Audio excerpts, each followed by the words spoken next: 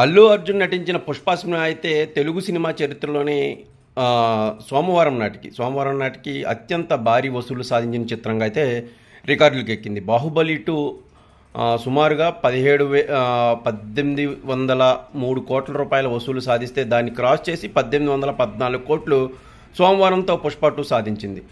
ఇదంతా పక్కన పెడితే ఇండియన్ సినిమా చరిత్రలో దంగల్ ఇప్పటివరకు సుమారుగా 2300 కోట్ల వరకు వసూలు సాధించిన అతిపెద్ద చిత్రంగా నిలిచింది. రెండో చిత్రంగా 'పుష్ప 2' నిలిచింది.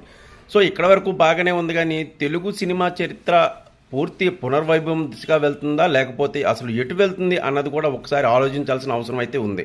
ఇప్పటికే సినిమా థియేటర్లకి జనం రాక పూర్తిగా తగ్గిపోయింది. ఇక కుటుంబాలు వచ్చి సినిమాను చూసేంత తీరిక, ఓపిక, సహనం కూడా చచ్చిపోయింది. ఎవరు కూడా రాని పరిస్థితిలో కేవలం ఈ నెంబర్లు చెప్పుకొని మనం ఎంతకాలం పాటు సినిమాలను ముందుకు తీసుకువెళ్తాం అన్నదైతే చాలా కీలకమైన ప్రశ్న.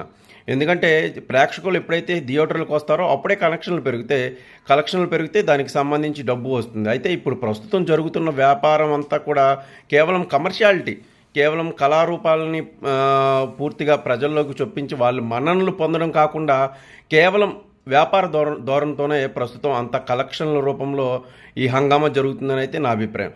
ముఖ్యంగా ఏం జరుగుతుందంటే మొదటి వారం రోజులు చాలా కీలకంగా, చాలా క్రూషియల్గా నడుస్తోంది. దీనికి సంబంధించి టికెట్ల రేట్ల పెంపు కారణంగా అప్పటికప్పుడే లాభాలు వచ్చే పరిస్థితి అయితే ప్రొడ్యూసర్కి కనిపించాలి. లేకపోతే ఏమాత్రం రెండో వారానికి కానీ లేకపోతే 2-3 రోజులకు కానీ ఫ్లాప్ టాక్ వస్తే మొత్తం డబ్బులంతా కూడా క్రాష్ అయ్యే ప్రమాదం అయితే ఉంది.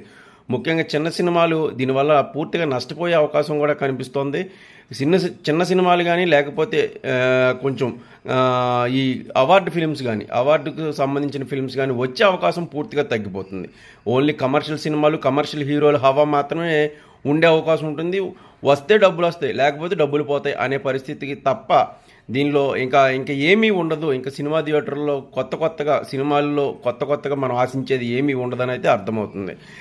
ఈ టికెట్ల రేట్ల పెంపు ఎంతవరకు సమంజసం ఏంటి అనేది అది చాలా పెద్ద సబ్జెక్టు. దాన్ని మనం ఇప్పుడు డిస్కస్ చేయాల్సిన అవసరం లేదు కాబట్టి, అవసరం ఉంటే చూస్తారు, అవసరం లేకపోతే చూడరు కాబట్టి, అది నిత్యావసరం కాదు కాబట్టి దాన్ని అంత డిస్కస్ చేయాల్సిన అవసరం లేదు.